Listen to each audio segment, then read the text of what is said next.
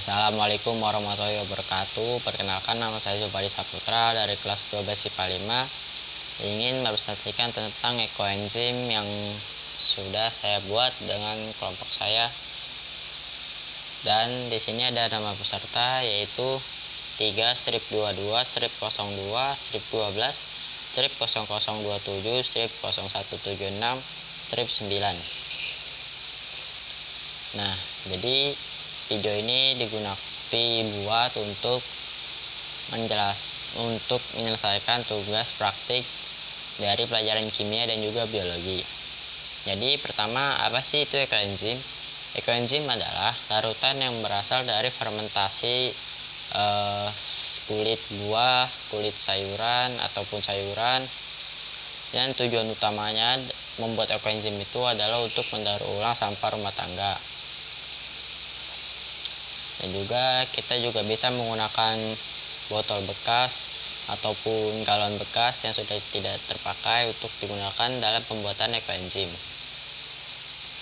Nah, juga di sini ekoenzim itu memiliki banyak sekali manfaat. Yang pertama itu sebagai pembersih serbaguna, terus pengusir hama, terus juga pupuk tanaman dan lain-lain. Yang pertama kita bahas itu yaitu dari koenzim itu yaitu enzim. Enzim itu sendiri merupakan biomolekul yang berupa protein yang berfungsi sebagai katalis atau senyawa yang mempercepat proses reaksi tanpa ikut bereaksi dalam suatu reaksi kimia organik. Nah, dalam pembuatan ekoenzim juga terjadi fermentasi anaerob. Nah, apa sih itu anaerob itu?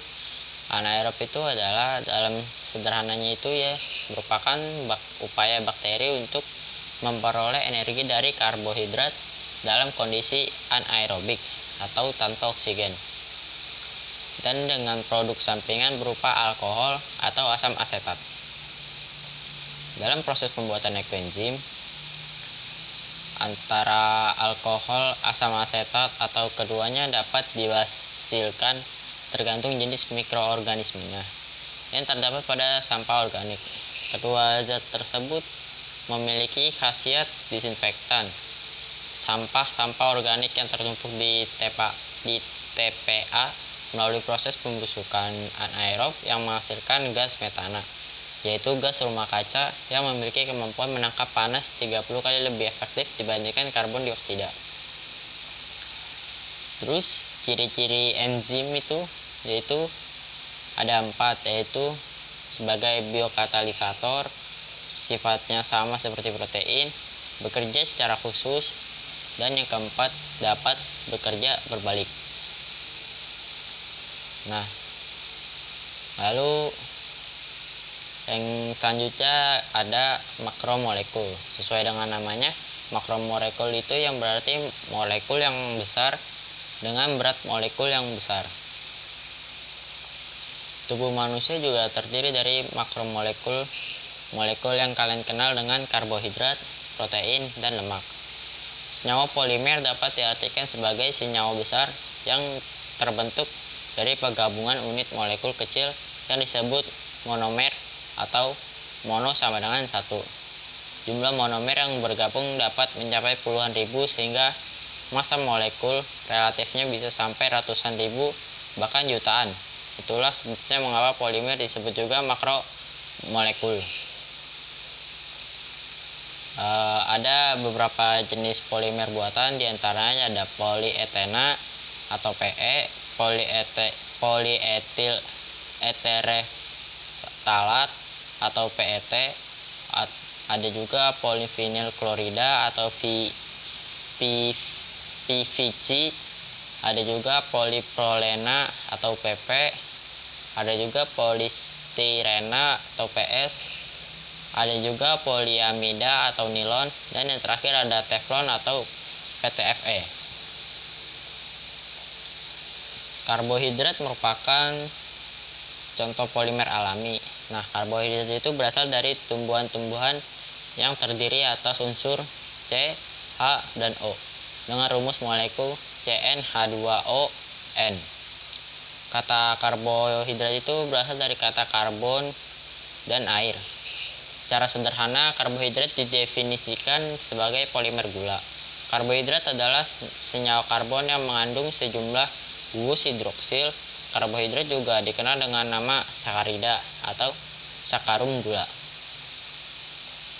Nah, ekoenzim sendiri juga adalah hasil dari fermentasi limbah dengan organik seperti ampas buah, sayur-sayuran. Terus juga ada campuran gula merah juga bebas, gula merah aren atau gula merah biasa, yang mana berhubungan dengan makromolekul, khususnya pada karbohidrat. Pembuatan ekoenzim hanya membutuhkan udara, gula, dan sampah organik sayur mentah atau buah yang belum diolah. Nah, ekoenzim mempunyai hubungan dengan karbohidrat atau sakarida. Contohnya ada sakarosa dengan rumus kimia C12H22O11 yaitu gula merah. Ada polisakarida dengan rumus kimia C6H12O6 yaitu selulosa atau serat alami, dan air dengan rumus kimia H2O. Dalam pembuatan ekoenzim tidak memerlukan oksigen O2 karena fermentasi yang diperlukan yaitu fermentasi anaerob atau tanpa udara.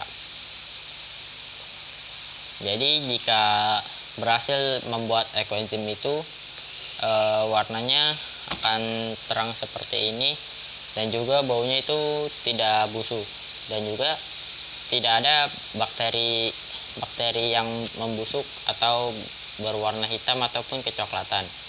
Biasanya bakteri yang terjadi karena dalam pembuatan fermentasi ini yaitu bakteri putih atau bakteri baik, dan juga dalam pembuatannya itu memakan waktu sekitar 3 bulan, dan itu pun sama sekali tidak boleh kena udara. Sekalipun boleh kena udara, hanya sedikit untuk membuang gas hidrogen yang keluar. Setelah selesai, juga setiap packaging itu harus full, tidak ada rongga udara sama sekali, sehingga dia tidak bisa melakukan fermentasi lagi jika sudah di packaging. Jadi tunggu apa lagi, kita gunakan bahan-bahan sampah organik yang ada di rumah kita agar bisa berguna bagi kita dan juga lingkungan. Jadi sekian dari saya, kurang lebihnya mohon maaf. Wassalamualaikum warahmatullahi wabarakatuh.